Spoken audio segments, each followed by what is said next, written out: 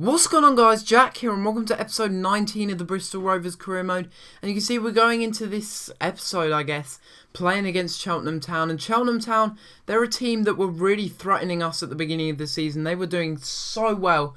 But for some reason, they've just seemed to have dropped off. They've had a string of poor results and now they are 6th place, which is absolutely unheard of for this kind of team. I thought that they were going to get automatic promotion, but it doesn't seem like it at the moment. Unless they can get some more good results in and maybe even beat us here, they're really not going to be in the best positions to get promoted. Although I'm pretty sure 4 teams do get promoted. Maybe it's 3, maybe it's 2 that get automatic promotion and 1 that does go through on the playoffs. I think that's how it works.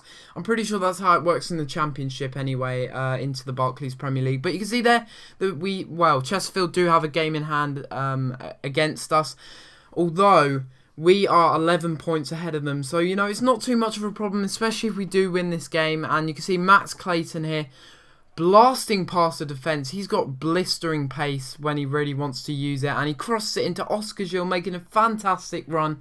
Really strange to see that from our CDM on loan from Sevilla, I think it is. And, very close to scoring that header, but the goalkeeper does deny him at the near post. Should have been a goal maybe, but, unfortunately Oscar Gil couldn't really steer that header on target. And from this corner, we do cross it in with Ellis Harrison in the end. And Ellis Harrison is a player that I really want to be playing a little bit more now because he's gone up by +4 this season already. And it's the same with Gueviara. People have been telling me to play him a little bit more. And that's what I'm going to try and do, especially if fitness is low. But you can see here, Brunt playing a lovely ball to Ryan Gould. And that should have been 1-0 there. I'm so shocked that he missed that. But, maybe it was my fault. I should have taken it round the keeper maybe because he was coming off his line. But I was under pressure to shoot. So, that's why I did. And Ellis Harrison providing a very nice assist there from the corner, despite the fact that Ryan Gould couldn't finish off his chance.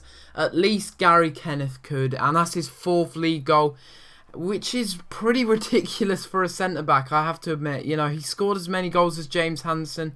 Although, to be fair to James Hansen, he's only been at the club for, I guess he's only been at the club for less than a month, The transfer window is only just slammed shut, so he's already scored 4 goals, which is ridiculous. But anyway, that is a great goal, and when I need it, Gary Kenneth, Baldy McBaldy, really comes up and scores. And really good counter-attacking play here. Once again, Ryan Gould using his pace, and I really mistimed that touch.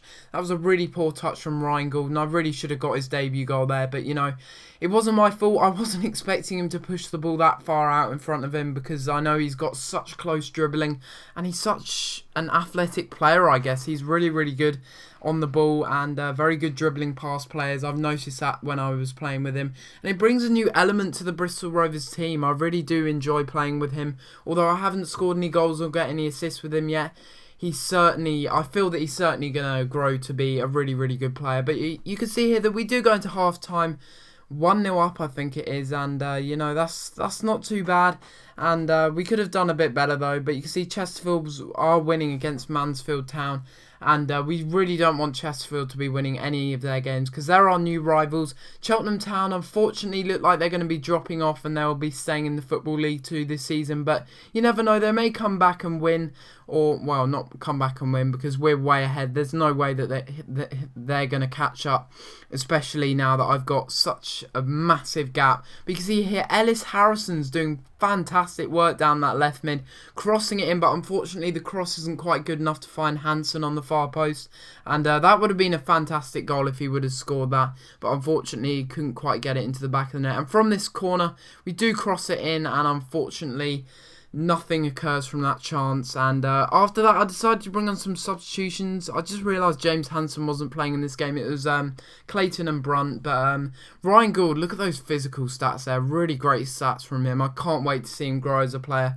He is probably my favourite player in the team at the moment. I have said that about a lot of players, but I feel that he's going to grow to be such a great player. And he is my motivation for this career mode because I really want to see him grow as a player and help us get through all the leagues, really. If he grows to be 80 plus rated, that would just be awesome. But of course, you know, we're going to want to get some youth players as well, because that's the whole point of this series is, you know, starting from the bottom and signing youth players such as Doyle and, you know, doing stuff with that. And you can see here that we do score from another corner. That's 2 corner goals in this episode. 2 corner goals that probably should have been prevented by Cheltenham Town, but you know, they really weren't at it today. And Matt Gill, really great corner, great delivery into James Hansen, a great assist and a great goal for him. Look at the curve on that. You know, he doesn't have the best curve stat, does Matt Gill, but he can whip in across, that's for sure.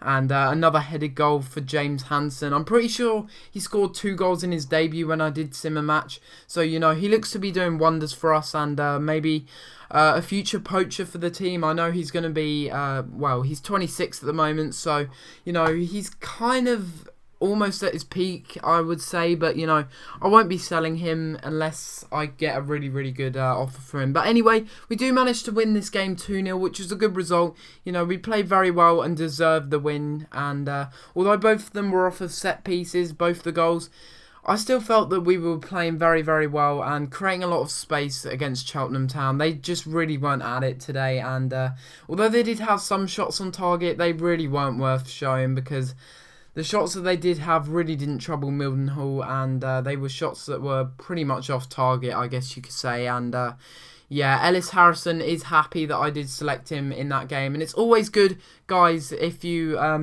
select players, if they ask to play, it's always good for just team morale generally to play them in that game, unless it is a very important game and you don't want to play them. Then, you know, you've got to make exceptions for that, but otherwise it really does boost their potential. I have noticed, well, not their potential, but how fast they grow to their set potential, and the whole team morale, I guess. You know, it boosts not only the players' morale, but the team morale as well. You know, it really does lift the players up, and it makes them play better, in my opinion. Ellis Harrison played ridiculously good in that last episode, but I am going to have to bench him in this episode against in this game against Oxford United, because he has got fitness issues. Because this game, it seems like, you know, you really do need a deep squad, because otherwise, you know, when games come around like this, when it's only 2 days after the last game against Cheltenham Town, you really need to rotate your players, and that's what I did in this episode, or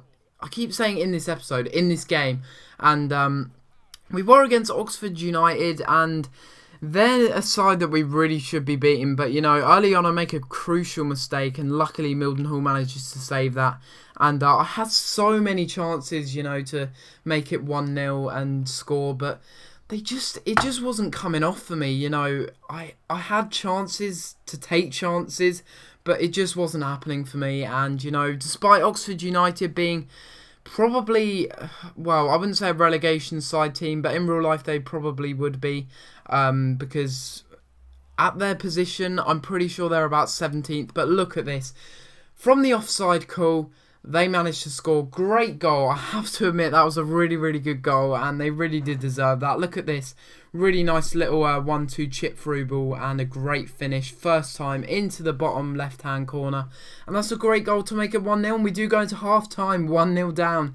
You know, first game of maybe the series that we're really not doing well. So, you know, I can't really complain, but I was a bit disappointed with the team that we couldn't create more chances and maybe even score. But, you know, it's not too much of a problem, because, you know, we do have that 11-point lead at the top of the table. But, you know, we don't want to rely on that every single time, because if we do, then, you know, we're going to be in trouble when we do have a bad run of games, I guess you could say. And if we lose the next few games, that will put pressure on me, and that will put a lot of pressure on the team as well, you know, to perform well. But it just really wasn't working out in this game, and all the players in this team just weren't doing the job. And yeah, I was really disappointed with them. Despite that, I really didn't want to bring anyone else on, because all the players that I did have on the bench just weren't good enough. And in the 61st minute here, we had a good chance to get back into the game, but it was a poor header. I'm pretty sure it deflected off the defender's head